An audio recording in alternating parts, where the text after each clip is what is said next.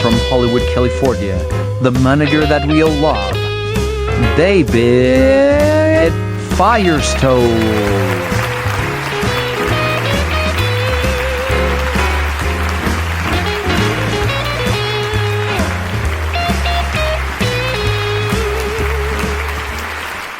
Hi, this is David Firestone. Welcome to the first edition of Road to Stardom with David Firestone. After 10 plus years of managing amazing talent, actors, directors, writers, musicians, it's time for us to tear open our kimono and share an experience and knowledge with you, the viewership. We'll be telling exciting insider Hollywood stories, interviewing up-and-coming young talent, our own talent, stars, experienced great talent, and OG. I'll tell you more about OG means in Hollywood. We'll be providing insights, tips on how to navigate and ultimately reach your dreams in Hollywood. We thought we'd kick off the evening with a little story that I have for a number of years. I tell it now and then. And it's of an individual, Jimmy Fallon. You all know who Jimmy is. He has a great late show. But not many people know the man behind the talent. Well, what you see on TV is exactly the way Jimmy is. He is a wonderful man.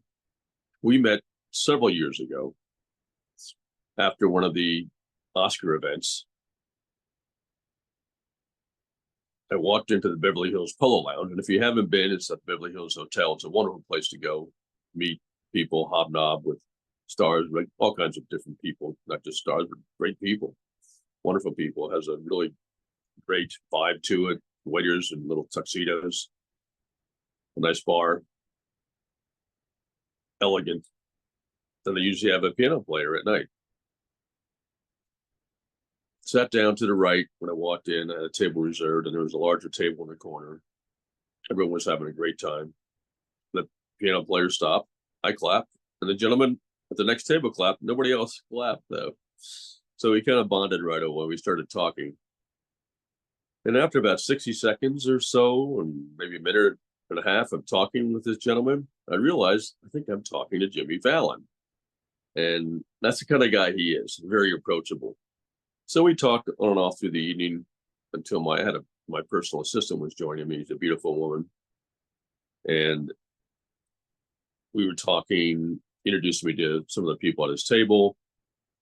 And I said, well, we should go out for a drink sometime when you're in town. But because he was flying back on a red eye back to the show next day. So that never happened.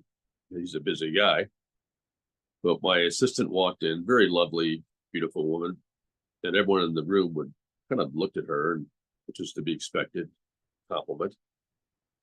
And Jimmy came over on the way out and put a bottle on our table. This is pre-COVID, so those things were really acceptable then. It was a sparkling champagne, maybe a half to almost a full bottle. He said, please enjoy this. Have a wonderful evening. And then some people came up and realized who he was and asked for pictures, and he was very gracious about it. So what you see on TV is really who this gentleman is. He's a wonderful man. And I have great respect for Jimmy. And not everyone in Hollywood is that way, but he is. He's the real deal. With that said, we're going to kick off our first edition, Road to Stardom, in just a minute. Thank you. By Jack Carroll. Justin. Kurt. You're alone? Always a pleasure. Yeah, you know what? I thought by now you might have found someone that shared your mediocre taste in whiskey. Not yet. Oh, I don't know what any of that means, but I mean, I'll take another hit of that real fast. I'm out of here. Oh, yeah, you hit it. Hit it, boy. All right, thank you, mister. All right, that's between you and me, all right? Shh. All right. What a cool guy. Trip lasts around 10 minutes, so I'm just chilling until they come down. You want me to wait with you? Nah, man, you're good. You want to try this then? Oh, yeah. Like you said, gotta start thinking more creatively. Cool. Pass me that timer. 3 stories high, right? Didn't tell nobody and scared the shit out of a crowd of kids just standing around. Oh, and it was one of those build yourself white trash pools, you know, like 3 foot. That's not. All right.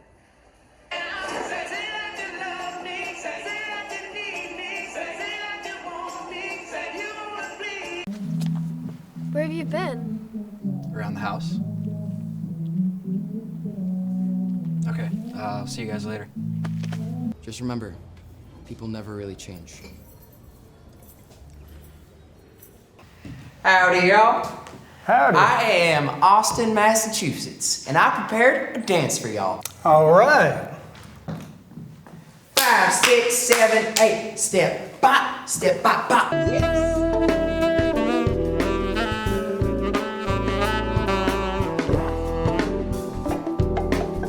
Yo, who's the new guy? It's kind of freaking me out.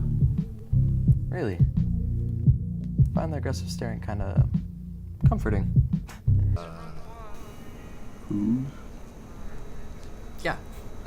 Yeah, that's right. Santa Cruz. Here we are starting our first Road to Stardom podcast with David Firestone. We have a wonderful talent on board today, Shawn Harmon. He is, hello, Shawn. Give a little He is a weight. great friend and actor, and we've been managing him for a few years now, and he's come such a long way and done such a great job on the business.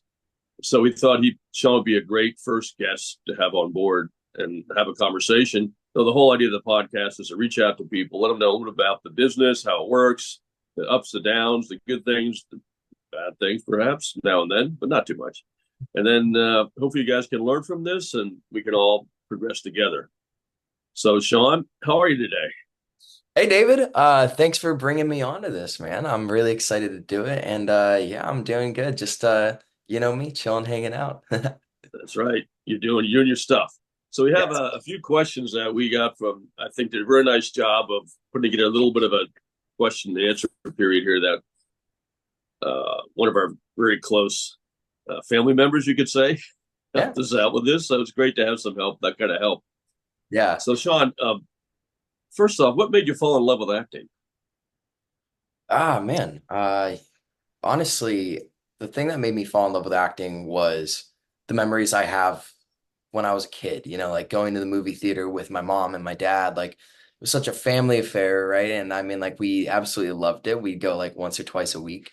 And that eventually like got me like, I don't know why. Like as a kid, like I just like fell in love with it. I wanted to be those people. So I'd like, for example, like when I watched Transformers, I went and bought the toys, you know, of like all like Optimus Prime, Bumblebee, you know, like it made Right. all my own like little movie sets in my house. And yeah, then eventually, I before I became an actor, I was a race car driver, right? So racing karts and Oh, I cars. see. Oh, I didn't know that. Yeah, no, it was a wild time, you know, like just flying through, you know, like I love a good bit of adrenaline, so it's fun. But yeah, when everything kind of like dried up on the racing end, I started playing football and then I got pneumonia, right? So I was bedridden for like 2 weeks, right? And during that time, I remember this is a great part of it. I watched the Titanic and then I watched The Dark Knight, right? And Oh in boy. the interrogation scene, what a 2 movie combo, right? But during the middle of the interrogation scene in The Dark Knight, I stopped it and I was like, that's what I want to do. And I looked up acting classes in Phoenix. I got involved in one. And then 9 months later, when I had just turned 18, I moved out to LA, and that's when I really started becoming an actor. So I've loved the art for a long time, but I loved so much more getting into it and being involved in creating my own characters. Excellent. That's a great story. It's a little bit like mine, but I had some earlier films and some TV shows like Bonanza. Yeah, I yeah. really loved it. That's going back a minute. And I love doing the cowboys and I'm sorry, we did say Indians back then, now Native Americans. We do apologize for all that stuff that happened, but it was a fun time to run around our backyard because I grew up back east. So I have a similar experience to you. We met on, you reached out to me, I think, originally I through did. social media. I'm trying to recollect. I sent you guys an email. An email. Okay, great, Yeah, great. I sent That's you a guys good an way to do it. email, Right. and you guys happen to be friends with one of my first co-stars, Joe Finfera. And Oh, I Joe remember from Farron, yeah, you another one guys of our started great, talking about it at some point, and then he called me and was like, "Yo, another one of our let's great go." actors. Yeah, Joe Finfera, love that man. He's one of the best actors I've honestly had the pleasure to work with. You know, he And goes in. you've learned from a great guy because Joe knows how to hustle. And this business is all Yeah, about hustling, yeah, making exactly. connections and networking. Yeah, it was actually my second ever job, like because my first job, it was a USC student film, right? So I walk on into the place, and I'm like, oh man, I don't know what to do, like where to go. I walked by the audition room like 3 times, ended up finally walking in, booked my first audition, and then after that I was just like striving for more, like I needed it. And then I got into another project. Joe happened to be attached to it, didn't even know, went in there, met him the first day. And he taught me so much about just how no one's going to do anything. Like people are going to do stuff for you, right? Like when you build a good team, that's the whole thing. You need to build a good team that you trust, right? But at the end of it all, too, I mean, like you're still hustling for yourself. You have to be Right. out there looking for everything Right. that is going to actually propel you forward. You can't just be sitting there in the passenger seat being like, oh yeah, whatever happens, happens, like you need to be driving. You need to drive your own career. So And I'm really glad you brought up USC film because that's a great way for young actors to develop credits, to develop film reels. And USC obviously has a very good reputation, and their films are always usually of good quality because these are very well taught individuals.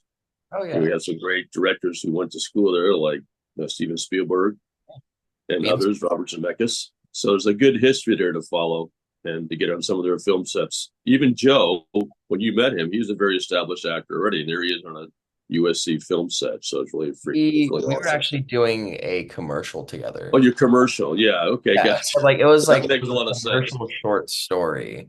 That one was actually Oh, a commercial short story. yeah, it was with graduates from Los Angeles Film School. So it Oh, was it was attached to Los Angeles Film School, but it wasn't a Los Angeles Film School project.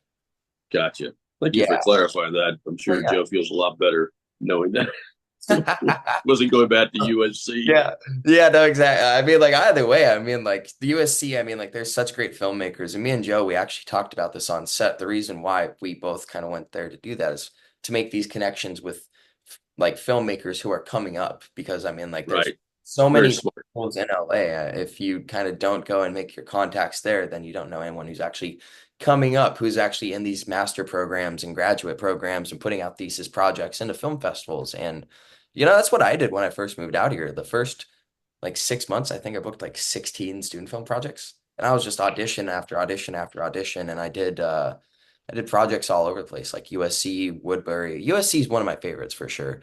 But USC, Woodbury, Los Angeles Film School, AFI is also amazing. Every director I've Right. worked with is Yeah, amazing. you do some great names out there. Sean, you do my job for me. I love it.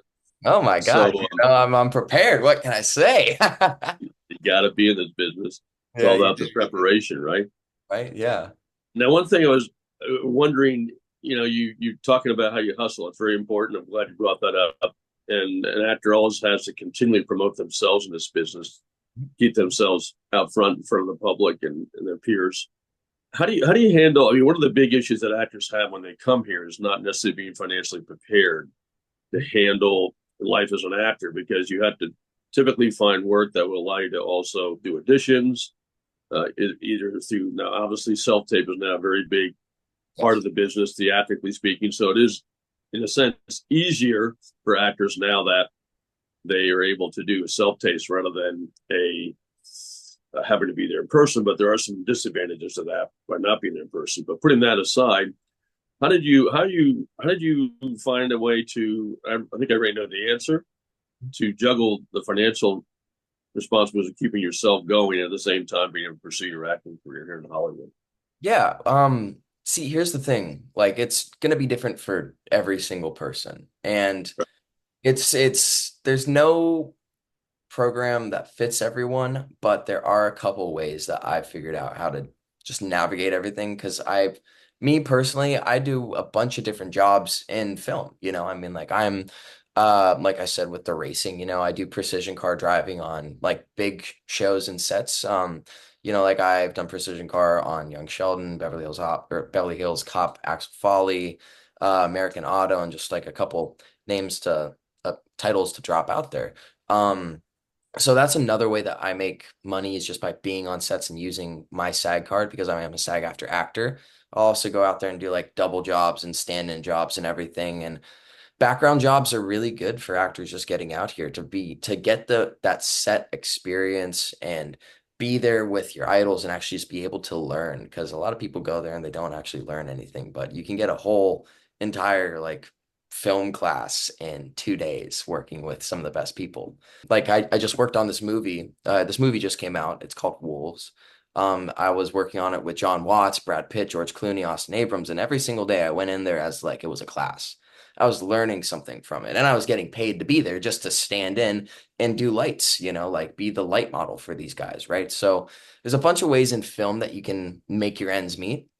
But then there's also other ways too. I mean, like some of my friends have great surfing jobs in Beverly Hills and they make in a lot of money and then they don't have to even worry about anything kind of else with like auditions or sense, because like what you said, it's a self-tape business now.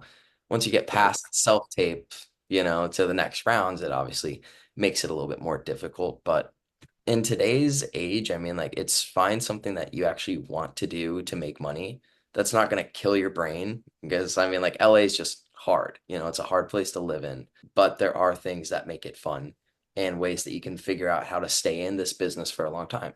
Yeah, a couple of key things you brought up in this last session, and you brought an answer up, and also now, one thing is a great team. If you have a great team behind you, it can help support you in Hollywood and LA, and that allows you to have a kind of a security of people that to depend on for certain things when you get into a bind and be there for you. So it's really, really critical to have a strong team when you get to LA.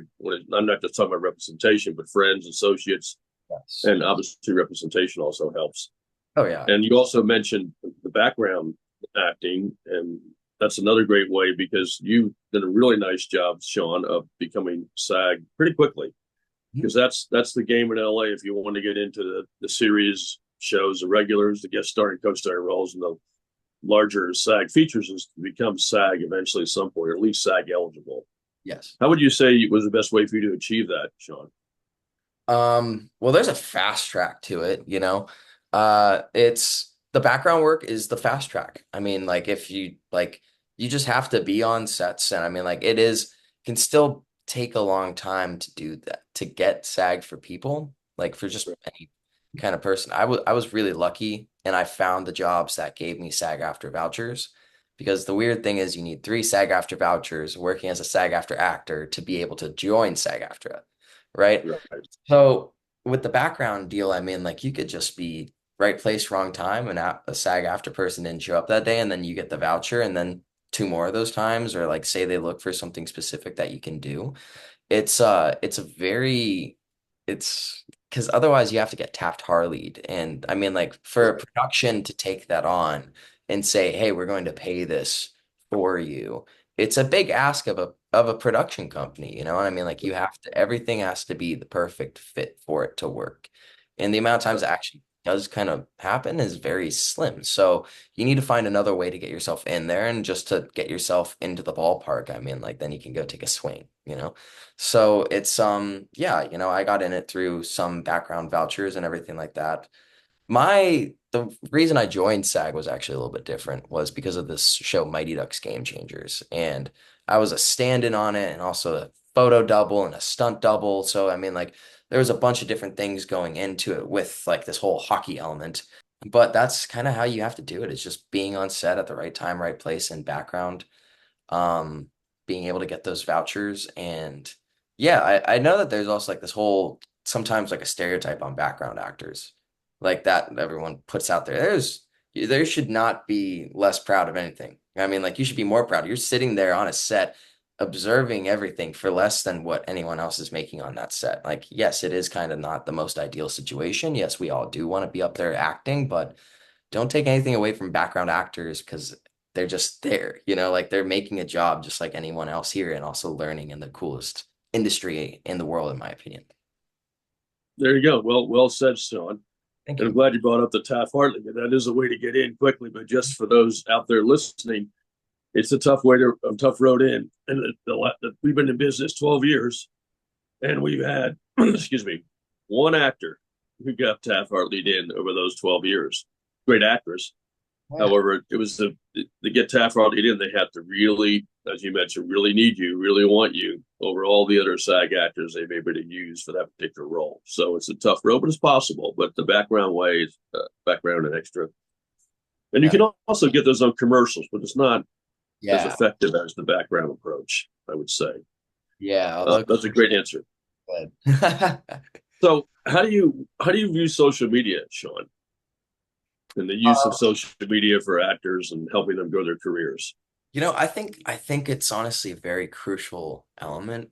Personally, me, I need to actually kind of be a little bit better about that. But I do think that there are opportunities that come from it. I mean, like I've been talking to like some casting directors and everything like that with like especially like indie features and stuff like that. Like you have to have kind of a name to bring people in to watch it. You have to bring value, and social media brings value in today's environment, So yeah, it's kind of one of those things where you need it, but also you don't, because I mean, like as soon as you get to a specific level, then you kind of social media is non-existent for you anymore. Like a Brad Pitt, George Clooney, Austin Abrams type, like I was just talking about, right? Right. But at the start, it definitely helps. I mean, like it helps to get yourself out there, create your own content. That's what I'm actually doing right now. I have a couple ideas that I'm building up in my head on building my own short form content that's actually interesting for people to get into and get in. Like just keep on walking in and watching it. That's acting related, right? I think that's kind of one of the bigger things is, it has to be an art related thing. It can't just be like, oh, hey, like I'm out here, like, da, da, da, da, da. I think that it does have to have some relevancy to that, and then it will actually help your career. Right. I think the key, you don't have to, I mean, it's great to have influencers on your team because they do help. And a lot of indie film people look to influencers to help sell the films until they get to that level where they can hire the A-listers and the ones that really drive a film forward. But for Hollywood itself, I think social media is an important aspect of getting your name out there. So it's not necessarily for the public, it's more for the casting people and the producers who are online and have their own social media profiles and see you out there hustling and doing things. I think they really respect that. It's a great way to connect with people so they get to know who you are and the kind of work that you do. So I think that's an important aspect, though. It's really more about the hustle, getting in front, there's a system in LA, breakdowns, actors access, casting networks. And it's very important, besides working with a great management and or agent team or both together, to who are submitting for you at the same time do self-submissions, because you never know what you might. I saw a clip on social media on Instagram. It was by Margot Robbie, and she was saying people sometimes ask, well, how do I get in this business? How do I grow my career? And she had a very simple answer, and that is do everything. Free, not free, voluntary, paid gig, not paid, everything, because and this is the important comment, you never know who you're going to meet when you're out there and on set somewhere. You could meet that next great director, that next great producer, or that producer who's doing a smaller film and just having some fun. So that's very important. Exactly. One last question for you, Shawn. I think we'll wrap things up here. Is how do you feel about representation and what do you think is important to you in terms of representation, and how do you view that? I think when you first come out to LA, representation should be the last thing that you think of. Like Right. you need to, like what we just talked about, that self-submission business, right? You got to build your resume.